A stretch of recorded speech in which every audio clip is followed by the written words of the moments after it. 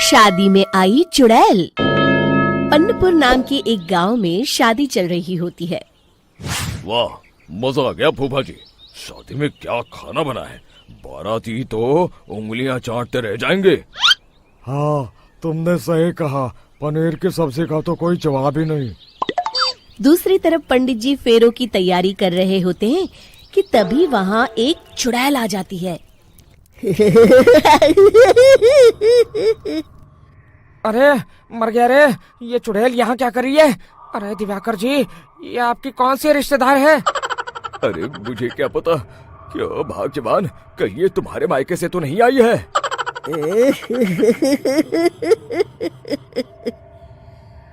तुम लोगों की इस गांव में बारात लाने की हिम्मत कैसे हुई?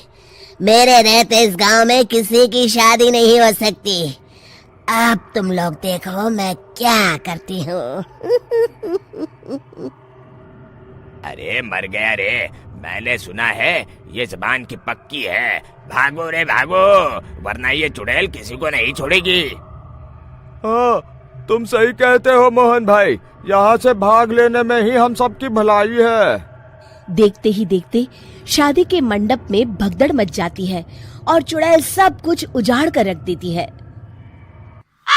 फिर एक दिन मोहन की शादी तय हो जाती है।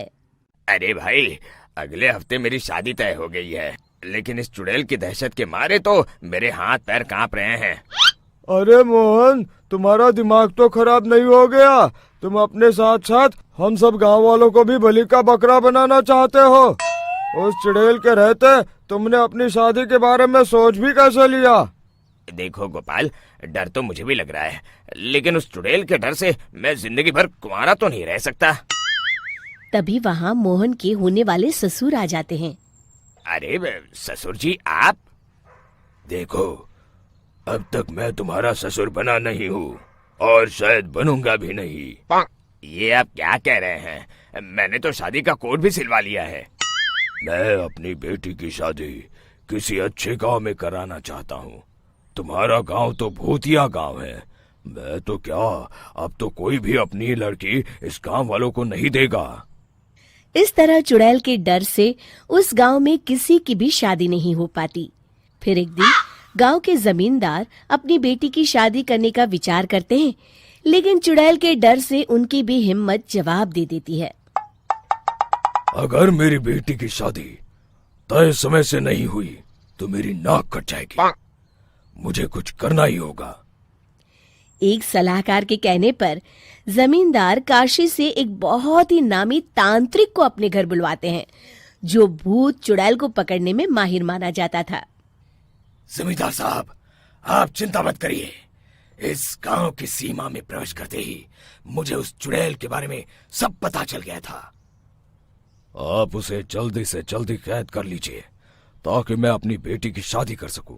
जब वो चुड़ैल एक इंसान थी, तब ठीक उसकी शादी करने वाले दिन ही उसकी और उसके होने वाले पति की एक दुर्घटना में मौत हो गई थी। उसका होने वाला पति आज भी भूत बनकर जंगल में भटकता है। इसलिए जब तक चुड़ैल की शादी नहीं हो जाएगी, वो किसी और की भी शादी नहीं होने देगी। ये आप क्या कह रहे हैं? अगर वो भूत भी हमारे गांव में आ गया तब हमारा क्या होगा? ये आदमी बीच में बहुत बोलता है, इसे बाहर निकालो। उसके बाद तांत्रिक बताते हैं कि अगर उस भूत के साथ चुड़ैल की शादी करा दी जाए तो वो चुड़ैल हमेशा हमेशा के लिए उस गांव को छोड़कर चली जाएगी। जमींदार साहब, आप अपनी बेटी की शादी की तैयारी शुरू कर दीजिए। मैं कुछ गांव वालों को अपने साथ लेकर उस भूत को ढूंढने जंगल की ओर जाता हूँ। इस तरह जमींदार निश्चित होकर अपनी बेटी की शादी करवाने लगते हैं, लेकिन तभी वहाँ चुड़ैल आ जाती है। मैंने तुम गांव वालों को समझाया था ना कि इस गांव में कभी कोई शादी नहीं करेगा। लगता है तुम लोग मुझे हल्के में ले रहे हो। चुड़ैल जमींदार की बेटी को उठा लेती है।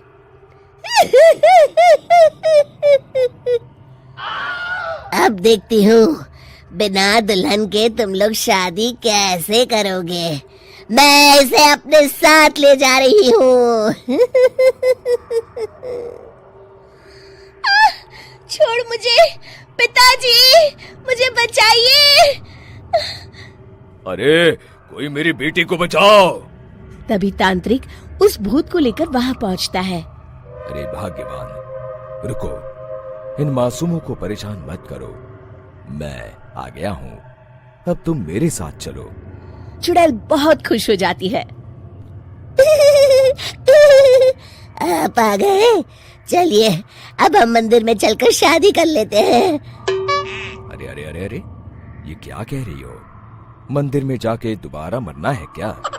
चलो, आज से हम जंगल में रहेंगे। चुड़ैल चली गई, अब मेरी शादी हो जाएगी।